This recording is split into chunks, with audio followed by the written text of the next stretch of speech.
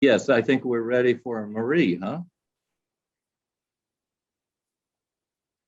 Okay, I've unmuted myself. All right. Okay, very good. Well, that was a wonderful testimony.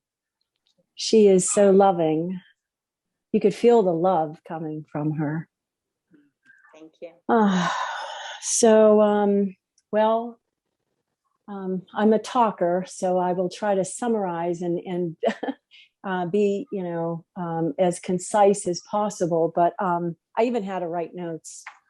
But I've had three unique healing experiences with Larry. And I don't know if you recall the first one, Larry. It was back in the fall of 2016. I had my first session with you. I had sought you out. Yeah, it wasn't necessarily for yeah. Yes, it wasn't for, I was guided to speak to you. I don't even know. I felt like I was being pressured by the external. Something was pushing me, guiding me, that I needed to speak to you. And I remember during the session, in fact, I intentionally set my chair here, and there's the window, if you all can see it behind me, and that's where our first session took place. And you were scanning my body and really couldn't find anything because I was just, I was okay. But what had happened was you took me into a deep meditation. And in that deep meditation, I was able to, from my higher aspect, okay, view myself on the soil, in the earth, on black soil. It was very soft soil. I was about 3 years old. And I was laying there. You were talking, Larry. You were still guiding me through the deep meditation. I could hear you, but I was also watching and observing myself. And in the front of me appeared a flower, one single flower, white petals with a yellow center. And my conscious awareness was, oh, how wonderful of the universe to gift me this flower. I was so grateful. The next thing I know, I peered back. So my awareness was peering back like I was in like a camera would in a movie. And I saw this feminine, divine, mauve being, and she was standing off to my left. And I was giving her the flower. And then it zoomed into my eyes, and my eyes had light shooting out of them. And I never had experienced anything like that before. And I tried, my ego then came in, and it wanted to see, or that aspect of me who was curious wanted to see the face of this divine mauve being. She was formless, but she was a feminine being, but I wasn't really permitted to see who she was, like her face, her facial features. And then that was the end of that experience.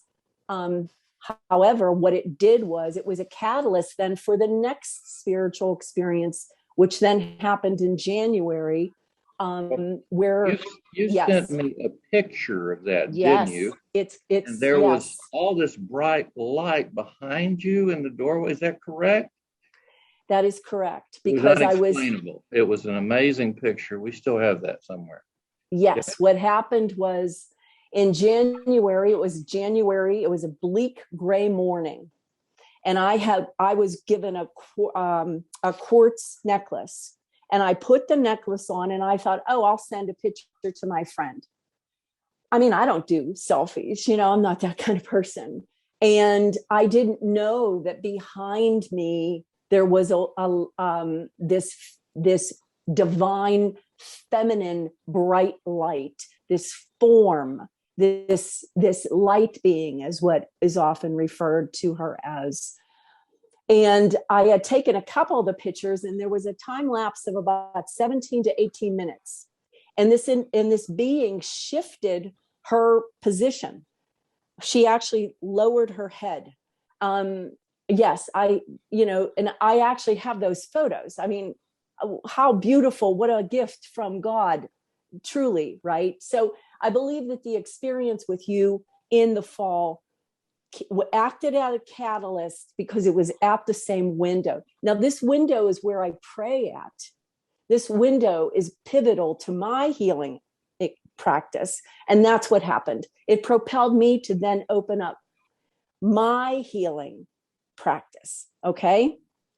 But with all that said, even though I'm a healer and people have attested that miracles have happened with me, nothing could prepare me for what would happen in March of 2020, when both my adult daughter, Crystal, and my adult son, Paul, were both tested positive for COVID.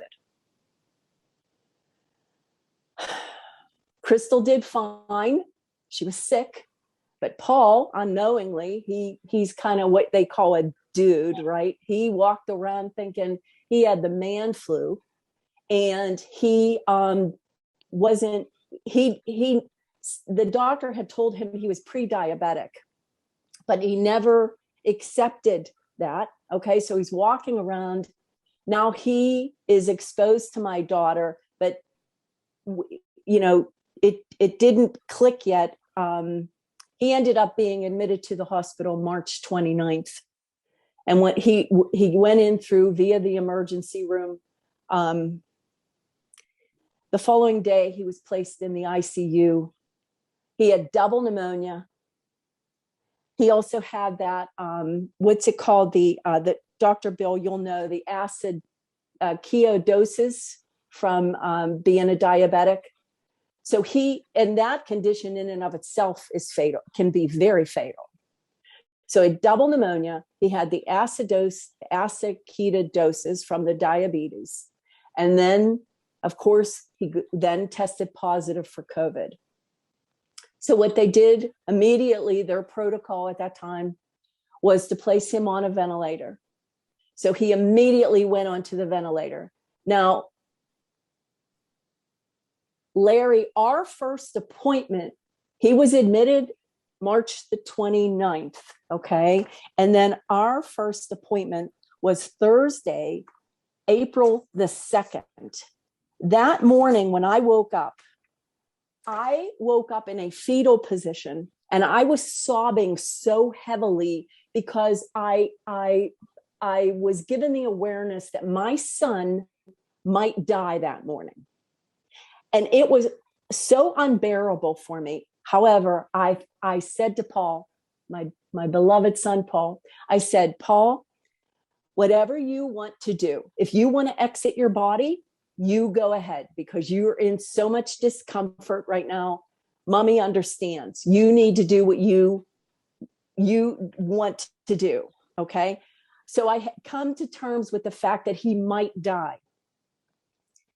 That's when then he was transferred to, they told me that he was going to be life flighted to another hospital that was more equipped to handle his condition. They ended up transporting him via an ambulance. I don't know why they didn't do the life flight, probably secondary to the virus, contaminants in the air, etc. Anyway, he gets to the other hospital. I'm basically told by the physician that he's not. He tells me, and he had no idea what he was dealing with, because that was, Paul was the first case. Paul was the first COVID case in our area. My daughter was the first COVID person. She tested positive, the first one in our county. I was basically told he was going to die. That's when I woke up and I was just beside myself in grief. So Larry, our appointment was 4:00 on Thursday. Immediately, Larry, just the sound of your voice, you were able to, just like your first guest, I'm sorry, I'm not good with names. You were able to take me to a higher level of consciousness where I was able to exit out of fear. So I totally exited out of the fear of losing my son, even though I could even tell by the sound of your voice. I mean, it was imperative. He was dying. you and I both knew that. My husband knew that. My whole family knew that. He was dying. But I was able to exit out of fear. So I rose above that energy field of fear and was able to, and I don't want to say hope, but I can't even describe it in articulate it in our English language. But there was a feeling that you were in charge, Larry. Okay. It was almost like the divine energy that enters into your being, okay, was like, it's going to be okay. It's going to be okay. I was reassured by the Creator that on some level that Paul was going to be okay. And do you remember, Larry, I had seen that Paul was in a tunnel, remember? And I told you that there was that little light at the end of the tunnel. And then you and I used that to gauge his progress. And the next morning I woke up and I heard Paul as clear as day, Mom, I don't like being in this cylinder. But okay, so Larry, Thursday, 1 hour appointment. Then the following day, we had 3 sessions, 11 o'clock, 1:30, and 5 o'clock. We continued to have like 3 sessions. Sometimes they would last primarily around 30 minutes each. And each time you were able to give me imperative information. Do you remember when you said, oh, there's something going on with a woman? He needs to know that this woman is okay. And we concluded right away he was worried about my daughter, Crystal. And you said then, when I told you that, you were like, yes, that's it. Tell the nurse that she needs to communicate to Paul. Paul, don't worry, Crystal is okay. Because he had gone into the hospital knowing Crystal was sick, right? Immediately told the nurse. She told me that that day, she was able to go in and she told Paul, Crystal is okay, Paul. You don't have nothing to worry about. She's getting better. And when you know it, Larry, that's when Paul started to improve. And you knew it. You said it was imperative that he know that she was okay. So our first session was Thursday, April the 2nd at 4 o'clock. We went through all of that. Remember, they inserted that tube, and it was you were working on the angle because it was causing him some inflammation because it was inserted incorrectly. Yeah, and we were able to work. You were able to work on that, and then you got that in position. So let's see. We go through the whole week. Then that Sunday, they call me and they said, Paul's improving. And I said, what? I was in shock. They said, Paul's improving. He attempted to exhale independently. That's when then the next step was to take him off the ventilator. That following Thursday, April the 9th. Now, I met with you April the 2nd. April the 9th, I was picking my son up from the hospital. They discharged him. It was unbelievable. Unbelievable. He went home. Of course, we had to follow this crazy insanity protocol, right, that they had set up, that in hindsight, as a mother, I kind of could kick myself, but I did the best I could, right? They sent in a nurse, and she said that when she pulled his name up at the front desk, she was looking at his name. It was at the first hospital. She was sent from the first hospital. She said, oh, I have my first COVID case. It's a young man. He's 39 years old. And the nurses all gathered around her and said, really, we had a COVID case in here, but there's no way that he made it.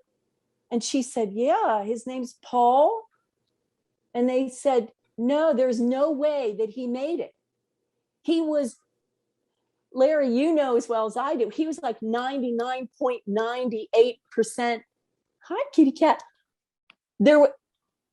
Anyway, she couldn't believe it. The staff there couldn't believe it. PT came in to evaluate him. They were in disbelief. He was healthier than most people. OT came in. He didn't qualify for OT. Speech came in. He didn't qualify for speech. He didn't qualify for anything. We thought he was going to be on an oxygen tank. Nothing. When he went to his first doctor appointment, the entire staff at the physician's office came out and they're clapping. They were applauding him like he's a celebrity. They couldn't believe he didn't die. And guess what, Larry? He's totally off of insulin. Now he's on metformin, and the doctor just disclosed to him, chances are in a couple months, he'll be off that too. He's never been healthier. All the little things they saw in his eyes during the eye exam after his, discharge from the hospital, they saw like little triangles in there, which was interesting. They're all gone. He has better than 20/20 vision. They can't believe it. They can't believe it. He's a walking miracle.